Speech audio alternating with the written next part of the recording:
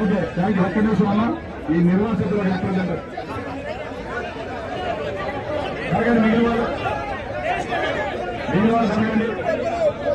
నిర్వాసితులు ఒక్క నిమిషం. నిర్వాసితులు అంతా ఒక రిప్రజెంటేషన్ ఇస్తాను మేడం గారు.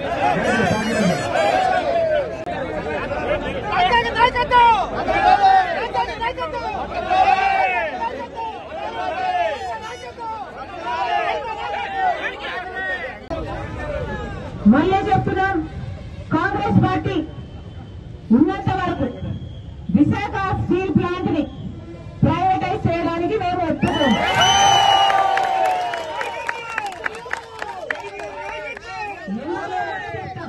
ఎందుకో కూడా చెప్తాం. పక్కనే జింక్ ఫ్యాక్టరీ ఉంది, గుర్తుందా? పక్కనే జింక్ ఫ్యాక్టరీ ఉంది. దాన్ని తీసుకెళ్లి వేదాంతానికి ఇచ్చారు, ప్రైవేటైజ్ చేశారు, వేదాంతాకి ఇచ్చారు. ఇప్పుడు జింక్ ఫ్యాక్టరీగా ఉందా? దాన్ని మూసేశారు. అంటే అంతమంది ఎంప్లాయీస్ వాళ్ళ జీవనోపాధి కోల్పోయినట్టే. అంటే ఇప్పుడు జింక్ ప్లాంట్ లో అసలు ఉపాధి లేదు. ఇప్పుడు వేదాంతాకి ఇచ్చారు, వాళ్ళు రియల్ ఎస్టేట్ చేస్తారు. అదే జరగబోతుంది ఇది కూడా.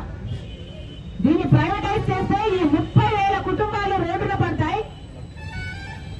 ఆ తర్వాత దాని పైన అసలు దీని కెపాసిటీ 20 మిలియన్ టన్నులు. అంటే డైరెక్ట్ గానే 1,00,000 కుటుంబాలకు ఎంప్లాయ్మెంట్ ఇచ్చే ప్రాజెక్ట్. అలాంటప్పుడు దీని మీద ప్రభుత్వాలు ఎంత శ్రద్ధ పెట్టాలి? అవి పెట్టకపోగా ప్రైవేటైజ్ చేస్తున్నారు అంటే దుర్మార్గం కాకపోతే ఇంకా ఏమనాలి?